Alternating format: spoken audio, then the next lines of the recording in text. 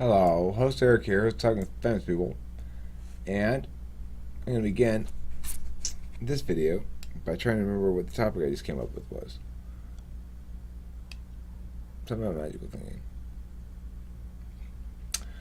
Okay, so regarding magical thinking, I utilize it sometimes, intermittently. It's, in a lot of ways, you could think of it as the alternative to ordinariness. Like today,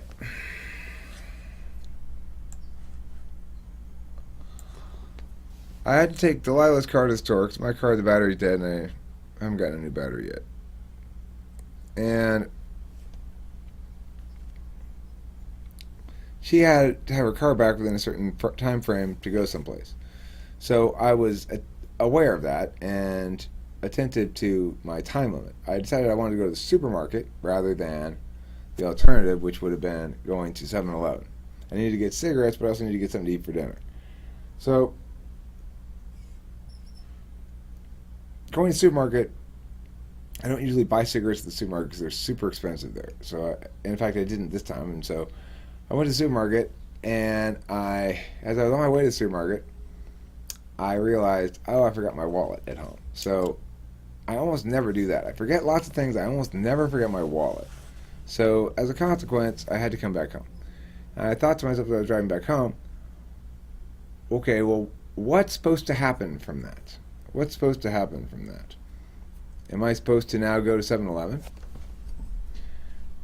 And I remembered at that point, like, that's where the limit is, remember? Like, there's no point in doing it at that level. The scope of the magic is so small that it's not worth the effort to do it. But sometimes it is, of course. With magical thinking, every rule is subject to exception. That's, all the hard-assy logic stuff that I run on policy shit, that's for stuff that we all have to agree on. Or we have to accept that some group of people gets fucked and some other group gets to win.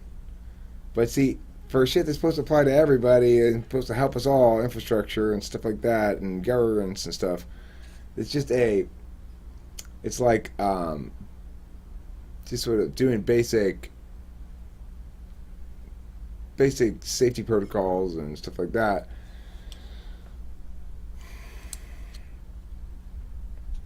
That's not the same thing. So, as far as magical thinking goes, it's most useful when you find yourself experiencing a sudden change of plans at some level slightly bigger than one I gave an example of. Now, in fact, I did end up going back to the supermarket, and I did end up getting the chicken, and I got the bread, and I got the lettuce for the pig, I got the carrots for the pig, and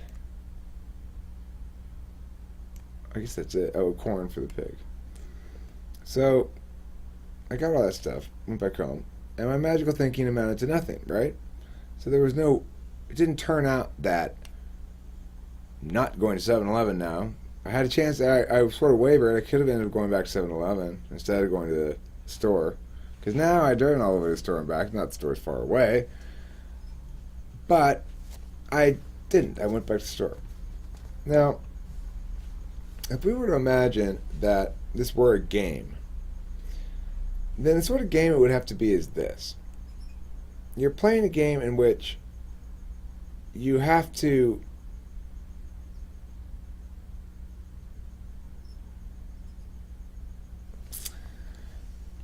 you can intervene to save some characters from other characters, but you have to do so in creative ways. You have to put together the fact that this character has a high likelihood of forgetting his wallet.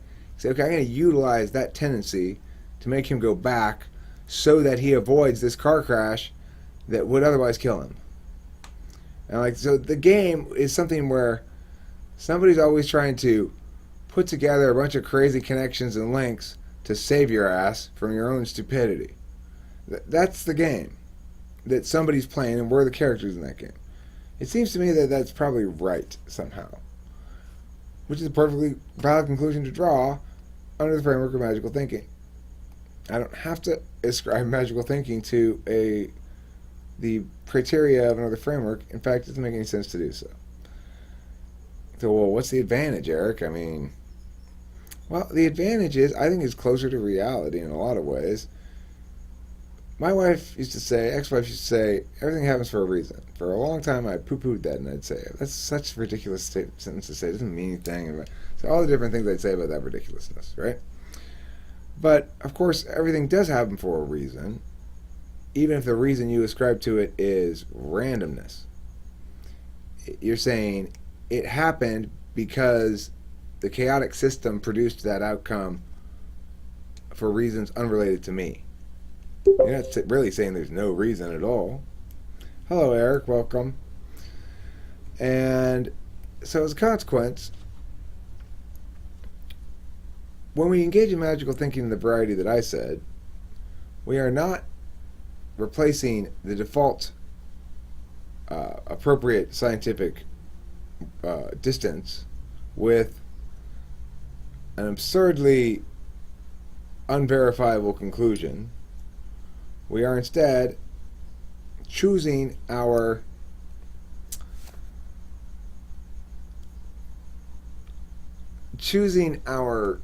commitment instead of allowing it to happen. In the status quo, most thinkers allow their commitment to happen by dismissing the notion of any particular absolutist perspective being the right choice in any given moment. They commit themselves to relativism in every given moment. And that's not good for the pineapple crop. So that's it for this video. Next video on its way right now.